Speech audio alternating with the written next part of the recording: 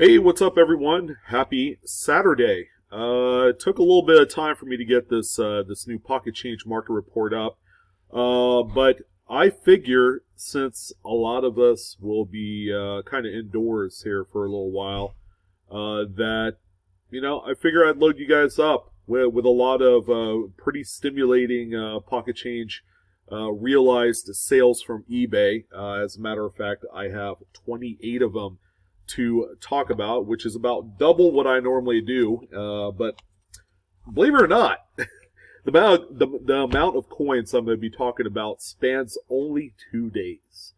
March 13th and March 14th. Of course, we're about halfway through March 14th as of today. It's Saturday, which is generally when I like to do these reports, and then I do my other kind of graded market report on Sunday evenings. But I took a little bit of time to really load up this market report with a lot of good stuff. And, in spite of everything going on today, as you guys know, buyers are still buying. Collectors are still collecting. They're adding pieces to their portfolio, to their collections, to their albums, whatever you want to call it. People are still opening up their wallets. All right, they're paying $40 for a 6-pack of toilet paper. They're still buying some pretty neat errors and varieties straight out of your pocket change. And as I'm about to talk about some pretty surprising stuff that's sold through eBay. And I'm happy to bring you this really comprehensive report. I could probably do one of these that's an hour or two long, because there's just that much material from the last 5 to 7 days. It's quite astonishing. So if this is your first time here, welcome. I'm Sean with BlueRidgeSilverhound. I'm your host for this video. I guess same with every other video, right? And as always, like, share, subscribe, hit the bell for instant notification if this is your first time here. And we're going to go ahead and dive right into it. So you see my little mouse pointer? This is going to be helpful and instrumental in trying to identify exactly what we're looking for, why some of these coins are selling for the amount of money that they are. If you guys like and enjoy going through your change or coin roll hunting, keep in mind, these are all out there in pretty significant numbers. And it's just going to be a great way to kind of build upon, like, the silver stacking is very popular. People like to go through quarters and half dollars and those type of denominations of rolls to find specifically silver, but don't overlook some of these other coins. So we're going to go ahead and jump into the first listing here with an off-center Roosevelt Dime. Now, judging from the background of this particular sale, and by the way, all the images are raw. They're as pulled from the seller's listings, so you're going to see all sorts of weird stuff come up in the background. But you can see kind of like this cottony bluish fiber background. This individual is very familiar to me on eBay, and this person sells a lot of errors. So this is a really nice off-center Roosevelt Dime. It's about 70 to 75% off-center. This one sold for $13.49 this morning. And the only thing keeping this one back in terms of selling for more money is the fact that there's no visible date. Okay, so that's why this is commonly referred to as a no-date Roosevelt Dime. It's a copper nickel clad. You can see the copper insides to this thing, all right, which is very evident, especially on the stretched out off-center struck portion of the coin, and then you have a bunch of just this blank planchet right here. Pretty neat, pretty interesting, a very cheap and affordable coin to purchase for an error type collection. All right, so the next one we have here, in contrast, has a full date, but the off-center percentage is a lot less. Figure this one to be about 10 to 12% off-center. It's a 1989 Lincoln Cent memorial back. This one indeed has a full date, which is what a lot of error collectors are looking for these particular types of coins. Now, you'll notice that there is some kind of like weird doubling on the date, and what this is because of the type of error strike that this is. You're going to have some of that pull away of the copper plating. This is a copper zinc cent. All right, so it has a full-blown zinc core, and the copper plating is very thin on these. So you're going to see a lot of the pull away, which is normal for this type of error strike. Again, judging from the background, same seller as well. So compared to the Roosevelt Dime, which looks visually more stunning because it's way off center by about 70%, this one sold for the exact same amount of money, $13.49 early this morning. So it just goes to show you that a full date really does make a big difference in the saleability of these coins. All right, the next one here, I would imagine that some of you have probably overlooked at some point in the past, only because you just didn't know what it is. Again, it's all about education, folks. And if you don't know what you're looking for, some would probably see this as being just a coin in which it was damaged, all right, which is very entirely possible. But what we have here is a 1984 memorial cent, and it has this big old gob right here, right at the about 12 to 2 o'clock position on the coin, and this is referred to as a cud die break. So when a piece of the die falls off, just due to just being used and abused, over many strikes, these dies do wear. Okay, and what we have here is just a piece of the die that have fallen off, and it's translated as a void on the coin. So it's important to know exactly what a cud die break looks like, all right, but also identifying one that is going to be true and correct to this type of error. If you flip the coin over to the reverse, you will have a void, all right, kind of like a weakness and strike. On the exact opposite side of where the cut is. So you want to make sure that that holds true on your example. And these, by the way, can be in any particular size. They could be small. They could show up underneath the bust of Lincoln. They could show up just about anywhere. Cud die breaks usually affect the rim. So if it's close to the rim and that perimeter all the way around on either the obverse or the reverse, that is a cud die break. So this one right here, I would say it's about an XF. I mean, it's nothing really to write home to mother about in terms of grade. Again, it's a very forgettable looking coin. If you're going through your pocket change, this is easily passable. And you just end up throwing it in a piggy bank or just respending it. But it did sell for $59.95 best offer earlier this morning. So the coin has quite a bit of value, even in this condition. So the next one that we have here is going to be a 2019 P. This is a Philadelphia minted Mariana Islands, America the Beautiful quarter. Now, the one thing that makes this one kind of interesting is that it exhibits some premature die deterioration. All right, on Liberty here, you have what has the appearance of doubling, when in reality it's just mechanical doubling. All right, it's neither an error nor a variety. But you can also see some of the die deterioration here in God We Trust, and also the mint mark. Okay, you can see just how beat up and battered this mint mark is as this die begins to kind of deteriorate. And, it's just, this is what a coin looks like after many, many strikes with the same set of dies. So this is what I would consider to be kind of like an AU plus BU raw coin. All the coins on the list, of course, are raw. You don't necessarily have to grade these to sell them. It doesn't guarantee more money. But this one right here sold for $11.20 earlier this morning. So the next one right here can fool a lot of people. It's a 1980S Proof Washington quarter. These were only made available as a collectible item in proof sets sold directly from the U.S. Mint. So, as you guys can see, we got a pretty substantial bubble kind of goiter action here on the obverse of the coin, where you have Washington's profile. At first, some would say, well, that's heat damage, okay? Which it could be. But this coin would get just totally trashed. You wouldn't have any of the mirrored fields. You wouldn't have any of the frosted devices. As you can see a little bit of that bubbling action on the reverse as well.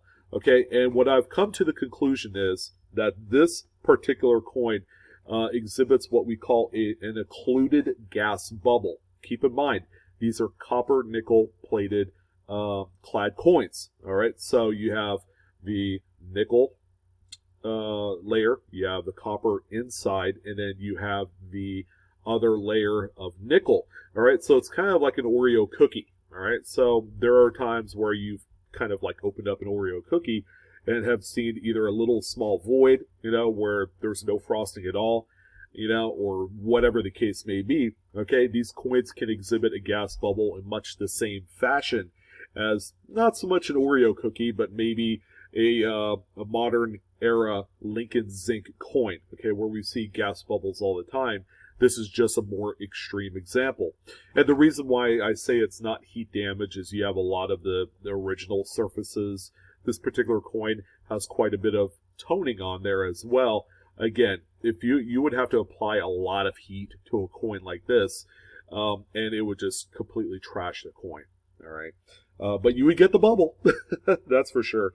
So this particular coin right here sold for $12.55 earlier this morning.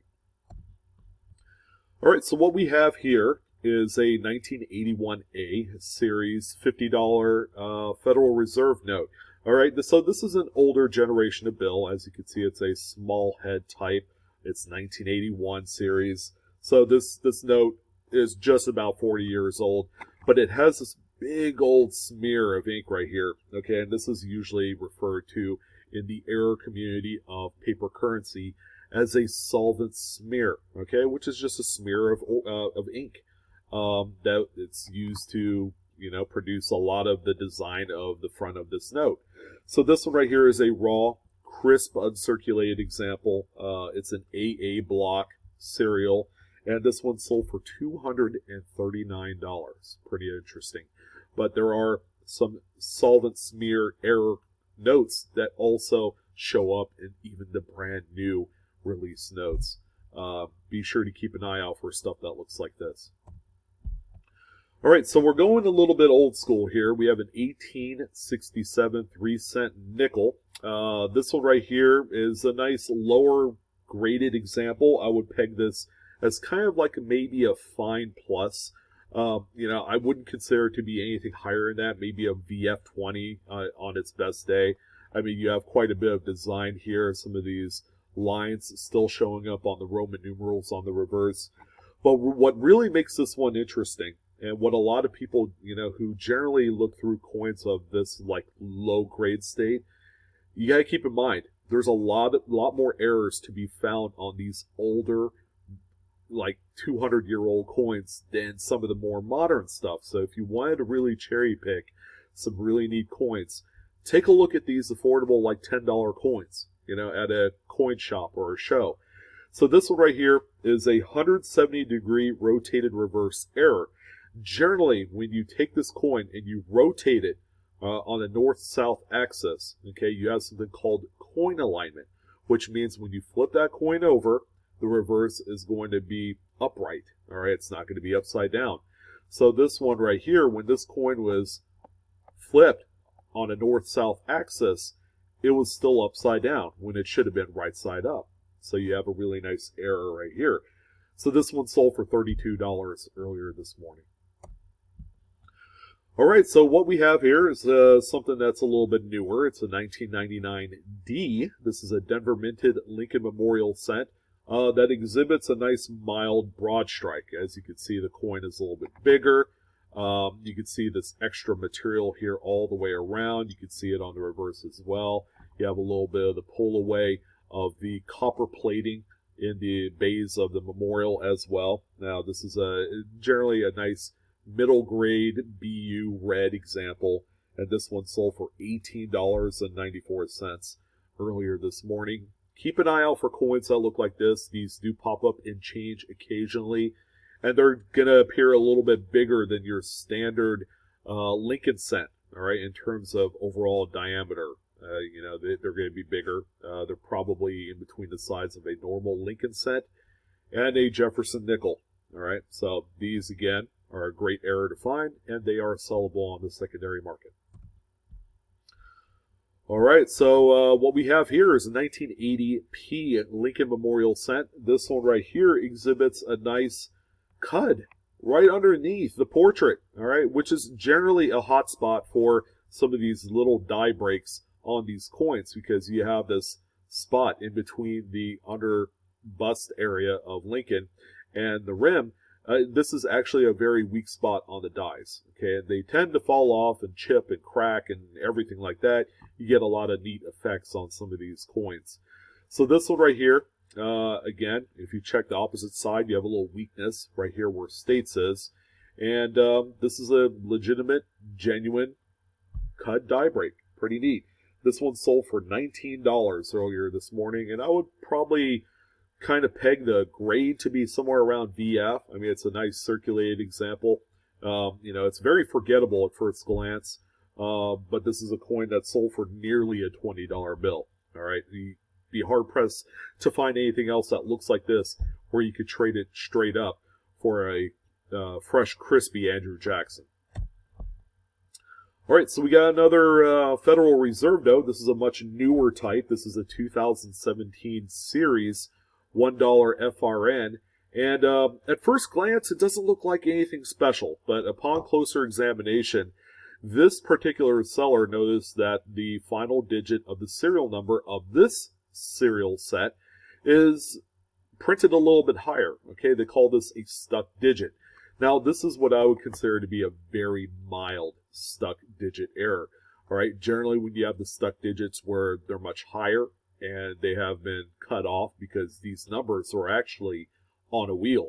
All right, so as a sheet is produced, all right, the numbers would spin to the next set of serials, and sometimes that particular wheel for that number gets stuck. All right, and usually it's the last digit of the set that receives a lot more of the action. So this particular number is set up a little bit higher. If you take a look at the other set of serial, okay, you see just a slight offset. It's not a whole lot, but this one is a little bit more substantial, but at the same time, it's a very minor error on these notes. This one sold for $4.75. Looks like it came out of someone's wallet. It's got some, it's got some wear on there already for being a new note. But yeah, 4 times, nearly 5 times face value. You can't ask for anything more. All right, so this is a 1995 Lincoln Memorial cent. I have talked about these quite extensively, but generally these show up in some of the older dates of coins, primarily during the 40s and 50s. You get some of these, what we call die chips in between the B and E. And sometimes, to a lesser extent, you see them on other letters as well. But in this particular case, this is referred to as a BIE cent, B-I-E. As in this die chip that's connecting the B and E, sometimes will look like a letter I. All right, and that's how it gets its namesake. Now, coins like this are very desired for people that collect the BIE Lincolns. When you get up into this particular decade, 90s, 2000s, they're tougher to find. You generally don't see these quite that often, but, if you did find one, they're worth a few bucks.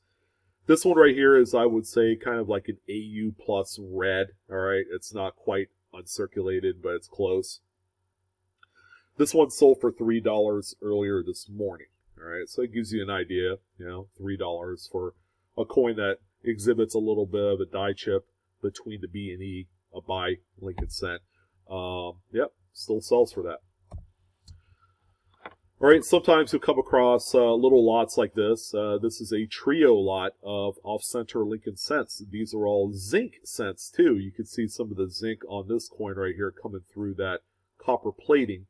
So you have 2 coins that exhibit a full date. So you have a 2000, you have an 01, and then this one right here is a 1990 something. It could be a 98, 99, somewhere around there. But this set of coins right here looks to be about AU, about uncirculated, and with everything considering, with the 2 full dates on the coins, sold for $21.25 earlier this morning. And this is the last listing for error coins for this morning. Okay, the other coins we're going to look at all sold yesterday on the 13th. All right, and then we're going to start it off on this one. It's a 2004D Wisconsin quarter. These are still being found out there, guys. Be sure to check out every single one of your Wisconsin quarters. This particular one exhibits the low leaf variety. Okay, generally there wouldn't be an extra leaf at all on these as a regular struck coin. But yeah, in spite of the very dark images provided by this seller, this one right here sold for $54 yesterday.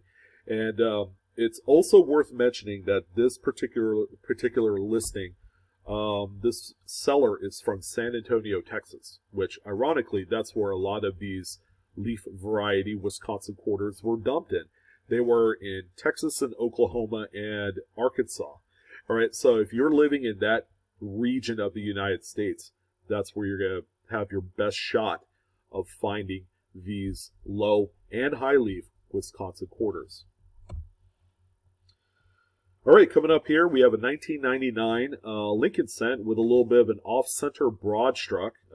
It's very so minor. Okay, you can see a little bit of the broad strike. You can see the rim kind of pushed out a little bit here. It also exhibits some linear plating bubbles, which is what you'll see here. All these lines are all plating bubbles. But on the reverse, you also have a nice little die clash that's inside of one of the bays of the memorial. And you also have small cuds or die chips, not so much cud, but a die chip on a few areas and another clash right here. Believe it or not, this one sold for $15.50 yesterday, just proving that something as minor as this sells for a lot of money. But the big key is your photography. Make sure you take great close-up images that are as clear as this. I mean, it's pretty good. It's not the best I've seen, but it achieves a lot of the best detail that you could possibly find on a coin like this that'll help drive the sale. Okay, otherwise, this is the coin I would say be worth like $2, if that. But the images really do play a huge key role in determining how much you make on these listings. All right, how about a little bit of Canadian coin action here? We got a 1964 Maple Leaf penny coin. These are quite available out there. Even though the Canadian government has stopped production of these coins, and usually the banks have been instructed to hold on to these as they're being deposited by consumers and destroyed. Subsequently, there are still quite a bit of these out there. Now, 64 is one of those target dates where you can find some pretty neat little anomalies and varieties. All right, so this particular coin right here has what they call an extra spine, okay, which is right here. And the seller did a great job of framing this little piece right here. And this is very well collected north of the border. So a lot of these, believe it or not, as minor as they are, sell for a decent amount of money. The coin in itself grades at like a high-end AU, maybe a low-end BU coin, type of grade state. But this one sold for $8.18 sometime yesterday. All right, so it's pretty interesting. Keep an eye out for this. I also have another Canadian coin down the list that's also one that's, wanted. It's coveted out there by variety hunters. So we have a 1982 Lincoln cent. These are the best images that I could offer up based off of the seller description of what we're seeing here. So the 1982, this is actually a Denver minted large date zinc coin. This is not a copper. This one exhibits a lot of tiny little plating blisters, as you can see here. This is normal for the date. So you see them all here in the fields. You can see them on Lincoln's face. He's looks like he just got home from prom. And then on this kind of cranial area, you see a lot of these plating blisters as well. Now, this is more a byproduct of just really poor cleanliness of the planchets. There's a lot of impurities in between the copper plating and the zinc core. And that's how you end up with a lot of these plating blisters. Okay, you don't get the best adhesion of the copper plating to the zinc core. So this one right here, again, it's not rare. These are very common out there in the wild. This particular example, though, with the great photography, sold for $9 freaking dollars. $9, guys, for a coin like this that probably is very available, you know, I would say 50% of the time if you're going through Lincoln Pennies. So just a little food for thought. I don't probably endorse, you know, the action of selling plating blisters as a kind of error, but, you know, again, people want them and they're paying money for it. So we have a 1955S Lincoln wheat cent. As you can see, the strike looks a little bit weak, and this is just a classic marquee struck through grease error coin. On the obverse, you can see a lot. And by the way, this is a nice BU kind of red-brown example. All right, so this is not a low-grade example at all. But you can see a lot of the details are just really mushy. All right, if you can imagine the min press operators are adding grease to the die area to you know, help prolong the life of those dies and the machinery. So you'll oftentimes get some big gobs of grease that these dies have to smush through to be able to strike up the coins. All right, and now on the reverse, you have a lot of weakness here in the middle, which is just, you know, fabulous marquee strike through. This particular example, again, it's a nice BU raw example, sold for $10. Believe it or not, these show up pretty regularly out there, even in some of the newer coins. So keep an eye out for these strike-through greases. They're worth a few bucks. All right, much like the last example of the 2017 $1 FRN, we have another one here with a stuck digit. Okay, this time this number 1 here on this top set of serials is slightly farther north than where it should be. Okay, and again, this is a minor variety, or minor error rather. This particular example is kind of like an AU. It's seeing a little bit of circulation, just based off of the paper wave and the softness of the corners. So this has been in a wallet a few times. This example here sold for $8.50. All right, so there you go. There's a little bit of market action for a coin like this, or for a paper currency like this. Oh boy, here we go. Spinning Horse Delaware Quarter. Never ceases to amaze that these still are being marketed and sold on the secondary market.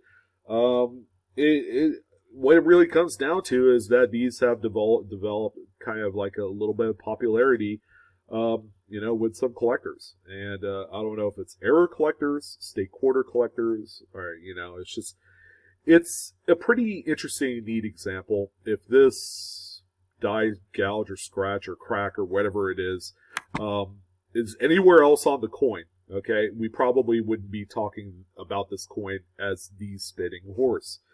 But this particular example is a nice raw VF. I mean, it's beat up, it's been used quite extensively. These, by the way, are only available on the Philadelphia minted coins, and not anything else. This one sold for $11.45. All right, keep that in mind, folks on the East Coast. As you're going through your quarters, you could get a nice $10 bill for this coin.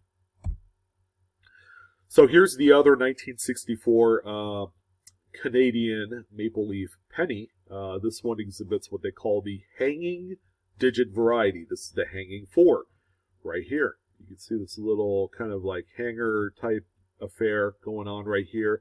What this is actually the throat of Queen Elizabeth in terms of a die clash. So you have a die clash on here, and this is the throat area. But this one, according to the listing, is a double hanging 4. So you have a double clash. You can see a little bit better here. You can see 2 of those clashes attaching to the 4. And these are very collected, again, in Canada. All right, and as a result, they sell for a little bit of money.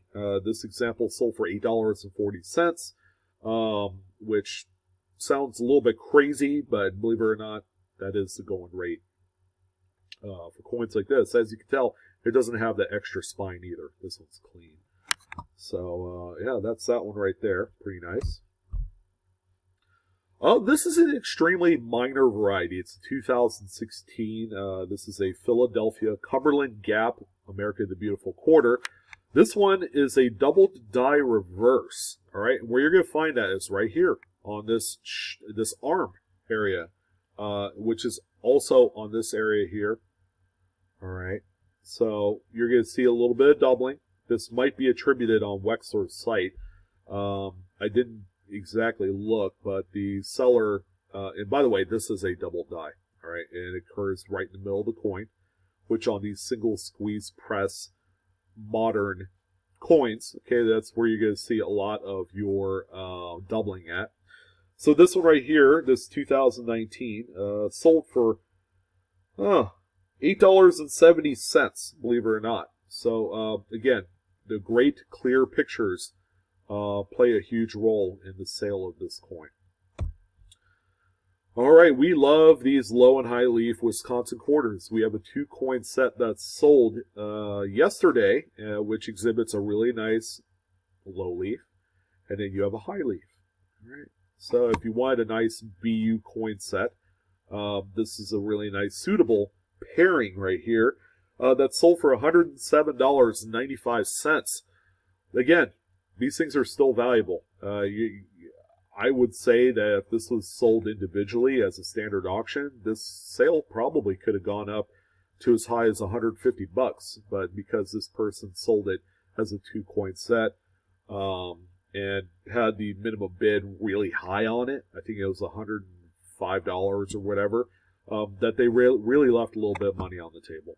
So there you go. That's that one. All right. So beware of this coin because not a lot of people know about it. It's a 2019 Philadelphia Jefferson nickel. All right, barely a year old. But guess what, guys? There's a really nice doubled die reverse on here. And if you haven't seen it yet, it's going to be this extra line that you see right here on this middle door bay area. All right, so that right there is actually a doubled top bar of that door. And this is a minor attribution.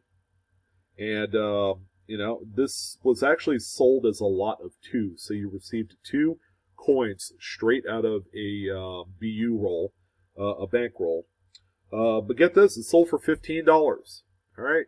Each coin worth about $7 to $8. It's a pretty neat minor doubled die on a newer coin. And people actually like that. And that's fine. All right, so we have a really nice 1995P Roosevelt Dime Broad Strike. Okay, when I mean nice, look at this thing. This thing has been pancaked out. It is actually bigger than the Lincoln cent behind it. And as we know, a Roosevelt Dime is smaller than a Lincoln penny.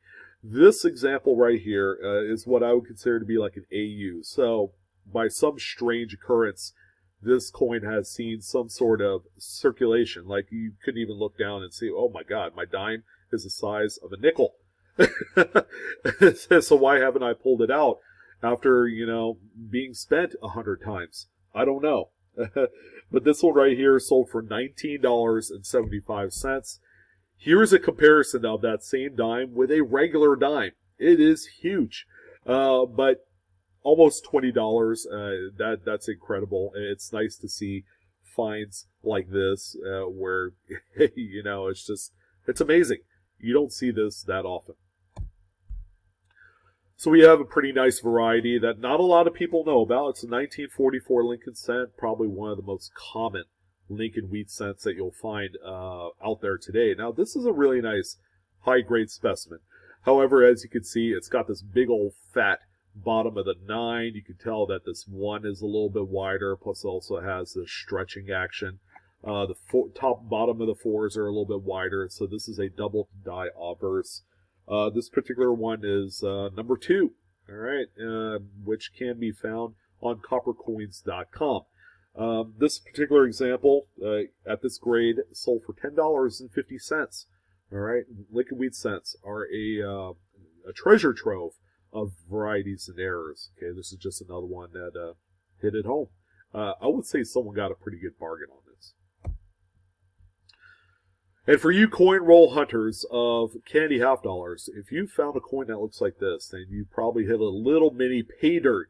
This is a 2000p candy half dollar. The obverse is very weakly struck because it was struck through grease. All right, so we have a missing Y in Liberty. We have 3 of the digits of the date pretty much gone, except, they're like half there, I guess. And then half a truss is gone. So you had a lot of grease right here in this section. This is what I'm talking about. Okay, you guys are looking for a 40% silver half dollar. That's worth about $2 today. How about this 2000 candy half dollar that sold for $10? That's equivalent to 40% silver half dollars. All right, do not overlook these coins, guys. They are out there in your half dollar rolls. Now here's a really nice 1981p Washington quarter. It is off-center by about 15%. Can't really say if this one was found in change, but it's got a little circulation. It's got a scratch here on Washington's neck. You got some goop action here on the reverse and states. But with all things considering, this was a nice sale at $37 sometime yesterday. Off-center coins, they're legit, and they sell for quite a bit of money. And then finally, I know you guys are like, oh, can we be done now? Well, we can. With this coin, 1943 S, Washington quarter. It looks like a gem, huh?